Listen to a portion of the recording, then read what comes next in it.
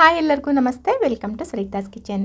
ಇವತ್ತಿನ ವಿಡಿಯೋಲಿ ನಾನು ಕ್ಯಾರೆಟ್ ಕೀರ್ ಹೇಗೆ ಮಾಡೋದು ಅಂತ ನೋಡೋಣ. ತುಂಬ ಈಸಿಯಾಗಿ ಮನೆಯಲ್ಲೇ ಸಿಗುವಂಥ ಪದಾರ್ಥಗಳಿಂದ ಇದನ್ನು ಮಾಡ್ಕೊಬೋದು.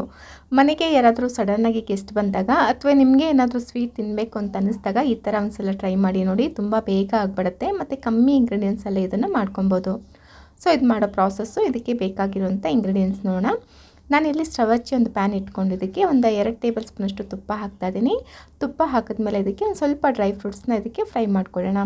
ನಾನಿಲ್ಲಿ ಫಸ್ಟ್ ಒಂದು ಸ್ವಲ್ಪ ಗೋಡಂಬಿ ಮತ್ತು ಬಾದಾಮಿ ಎರಡನ್ನೂ ಈ ಥರ ಹಾಕಿ ನಿಧಾನವಾಗಿ ಲೋ ಫ್ಲೇಮ್ನಲ್ಲಿ ಇದನ್ನು ಸ್ವಲ್ಪ ಕಲರ್ ಚೇಂಜ್ ಆಗೋ ತನಕ ಹುರ್ಕೊಬೇಕು.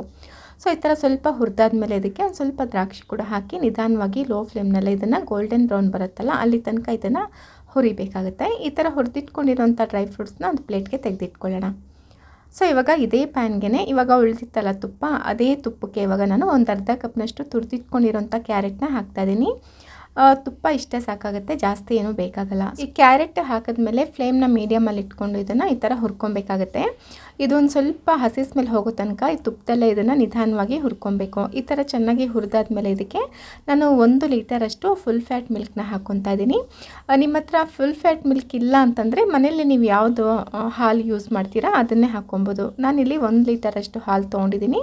ಇದು ಕಾಯಿಸಿ ಆದರೂ ಹಾಕ್ಬೋದು ಅಥವಾ ರಾ ಮಿಲ್ಕ್ ಆದರೂ ನೀವು ಸೇರಿಸ್ಕೊಬೋದು. ಈ ಥರ ಹಾಲು ಹಾಕಿದ್ಮೇಲೆ ಹೈ ಫ್ಲೇಮ್ನಲ್ಲಿ ಇದನ್ನು ಅಂದರೆ ಹಾಲು ಚೆನ್ನಾಗಿ ಬಿಸಿ ಆಗುತ್ತಲ್ಲ ಅಲ್ಲಿ ತನಕ ಫ್ಲೇಮ್ನ ಹೈಯಲ್ಲಿ ಇಟ್ಕೊಂಡು ಇದನ್ನು ಚೆನ್ನಾಗಿ ಈ ಥರ ಕುದಿಸ್ಕೊಬೇಕು. ಈ ಥರ ಒಂದು ಸಲ ಕುದಿ ಬಂದಮೇಲೆ ಫ್ಲೇಮ್ನ ಮೀಡಿಯಮಲ್ಲಿ ಇಟ್ಕೊಂಡು ಈ ಥರ ಸೌಟಲ್ಲಿ ಮಿಕ್ಸ್ ಮಾಡ್ತಾ ಇದನ್ನು ಕುದಿಸ್ಕೊಬೇಕಾಗತ್ತೆ. ಇದು ಸ್ವಲ್ಪ ಗಟ್ಟಿ ಆಗುತ್ತೆ ನೋಡಿ, ಅಲ್ಲಿ ತನಕ ಈ ಥರ ಮಿಕ್ಸ್ ಮಾಡ್ತಾ ಇದನ್ನು ಕುದಿಸ್ಕೊಬೇಕು. ಇದು ಚೆನ್ನಾಗಿ ಕುದಿಬೇಕಾದ್ರೆ ಈ ಟೈಮಲ್ಲಿ ನಾನು ಸ್ಟವ್ನ ಪೂರ್ತಿ ಕಮ್ಮಿ ಹಾಕ್ಕೊಂಡು ಇವಾಗ ಒಂದು ಬಟ್ಲಿಗೆ 1 ಟೇಬಲ್ ಸ್ಪೂನಷ್ಟು ಕಸ್ಟರ್ಡ್ ಪೌಡರ್ ತೊಗೊಂಡಿದ್ದೀನಿ. ಇದನ್ನು ಒಂದು ಸ್ವಲ್ಪ ಹಾಲಾಗಲಿ ಅಥವಾ ನೀರಾದರೂ ಹಾಕಿ ಗಂಟಿಲ್ದಿರ, ಸ್ವಲ್ಪನೂ ಗಂಟಿರಬಾರ್ದು, ಆ ಥರ ಒಂದು ಸ್ವಲ್ಪ ಹಾಲಾಗಲಿ ಅಥವಾ ನೀರಾದರೂ ಹಾಕಿ ಈ ಥರ ಕಲಿಸ್ಕೊಬೇಕು. ಈ ಥರ ಕಲಸಿಟ್ಕೊಂಡಿರೋಂಥ ಕಸ್ಟರ್ಡ್ ಪೌಡರ್ ಇದೆಯಲ್ಲ ಇದನ್ನು ಹಾಲು ಜೊತೆಗೆ ಹಾಕಿ ಮಿಕ್ಸ್ ಮಾಡ್ಕೊಬೇಕು. ಇವಾಗ ಸ್ಟವ್ನ ಪೂರ್ತಿ ಕಮ್ಮಿ ಹಾಕ್ಕೊಂಡು ಕಸ್ಟರ್ಡ್ ಪೌಡರ್ ನಾವು ರೆಡಿ ಮಾಡಿ ಇಟ್ಕೊಂಡಿದ್ವಲ್ಲ ಅದನ್ನು ಇದ್ರ ಜೊತೆಗೆ ಹಾಕಿ ಮಿಕ್ಸ್ ಮಾಡಬೇಕು. ಈ ಕಸ್ಟರ್ಡ್ ಪೌಡರ್ ಹಾಕಬೇಕಾದ್ರೆ ಸ್ವಲ್ಪ ಬೇಗ ಮಿಕ್ಸ್ ಮಾಡ್ಕೊಬೇಕು. ನಿಧಾನ ಮಾಡ್ತೀನಿ ಅಂತಂದರೆ ಇದು ಗಂಟು ಕಟ್ಬಿಡುತ್ತೆ. ಸೊ ಅದರಿಂದ ಸ್ವಲ್ಪ ಬೇಗ ಸೌಟಲ್ಲಿ ಈ ಥರ ಮಿಕ್ಸ್ ಮಾಡ್ತಾ ನಾವು ಕಸ್ಟರ್ಡ್ ಪೌಡರ್ನ ಹಾಕಿ ಮಿಕ್ಸ್ ಮಾಡ್ತಾ ಇರಬೇಕಾಗತ್ತೆ, ಇಲ್ಲ ಅಂದರೆ ಗಂಟು ಕಟ್ಬಿಡುತ್ತೆ. ಇವಾಗ ಸ್ಟವ್ ಹುರಿನ ಮೀಡಿಯಮಲ್ಲಿ ಇಟ್ಕೊಂಡು ಈ ಥರ ಮಿಕ್ಸ್ ಮಾಡ್ತಾ ಇರಿ. ಇದು ಒಂದು ಸ್ವಲ್ಪ ಗಟ್ಟಿ ಆಗುತ್ತೆ, ಅಲ್ಲಿ ತನಕ ನಾವು ಈ ಥರ ಮಿಕ್ಸ್ ಮಾಡ್ತಾ ಇರಬೇಕು. ಸೊ ಈ ಥರ ಸ್ವಲ್ಪ ತಿಕ್ಕಾಗತ್ತಲ್ಲ ಈ ಟೈಮಲ್ಲಿ ಶುಗರ್ನ ಆ್ಯಡ್ ಮಾಡ್ಕೊಬೇಕು. ನಾನಿಲ್ಲಿ ಒಂದು ಅರ್ಧ ಕಪ್ನಷ್ಟು ಸಕ್ಕರೆ ಹಾಕ್ತಾ ಇದ್ದೀನಿ. ನಿಮ್ಮ ಮನೇಲಿ ಸ್ವೀಟ್ನೆಸ್ ನೋಡ್ಕೊಳ್ಳಿ, ನಿಮ್ಮ ಮನೇಲಿ ಯಾವ ಥರ ಸ್ವೀಟ್ ಇಷ್ಟಪಡ್ತಾರೆ ನೋಡಿಕೊಂಡು ಶುಗರ್ನ ಆ್ಯಡ್ ಮಾಡ್ಕೊಳ್ಳಿ.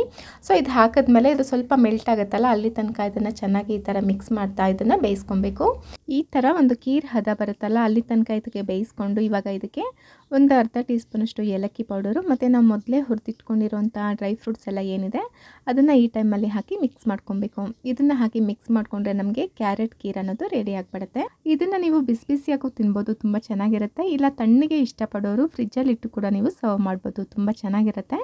ಸೊ ಇದು ತುಂಬ ಕಮ್ಮಿ ಇಂಗ್ರೀಡಿಯೆಂಟ್ಸಲ್ಲಿ ಮಾಡಿರೋಂಥ ಒಂದು ರೆಸಿಪಿ. ಸಡನ್ನಾಗಿ ಮನೆಗೆ ಯಾರಾದರೂ ಗೆಸ್ಟ್ ಬಂದಾಗ ಈ ಥರ ಮಾಡಿ ನೋಡಿ, ತುಂಬ ಇಷ್ಟಪಟ್ಟು ತಿಂತಾರೆ. ಡೆಫಿನೆಟಾಗಿ ನೀವು ಒಂದ್ಸಲ ಟ್ರೈ ಮಾಡಬೇಕಾಗಿರೋಂಥ ಒಂದು ರೆಸಿಪಿ ಫ್ರೆಂಡ್ಸ್ ಇದು. ಸೊ ಈ ರೆಸಿಪಿ ನಿಮ್ಗೆ ಇಷ್ಟ ಆಗಿದೆ ಅಂದ್ಕೊತೀನಿ. ಇಷ್ಟ ಆಗಿದ್ರೆ ಒಂದು ಲೈಕ್ ಮಾಡಿ, ಹಾಗೆ ನಿಮ್ಮ ಫ್ರೆಂಡ್ಸು ರಿಲೇಟಿವ್ಸ್ಗೆಲ್ಲ ಶೇರ್ ಮಾಡಿ. ಮತ್ತು ನೀವು ಇನ್ನೂ ನನ್ನ ಚಾನಲ್ ಸಬ್ಸ್ಕ್ರೈಬ್ ಮಾಡ್ಕೊಂಡಿಲ್ಲ ಅಂದರೆ ಇವಾಗಲೇ ಚಾನಲ್ನ ಸಬ್ಸ್ಕ್ರೈಬ್ ಮಾಡ್ಕೊಳ್ಳಿ. Thank you.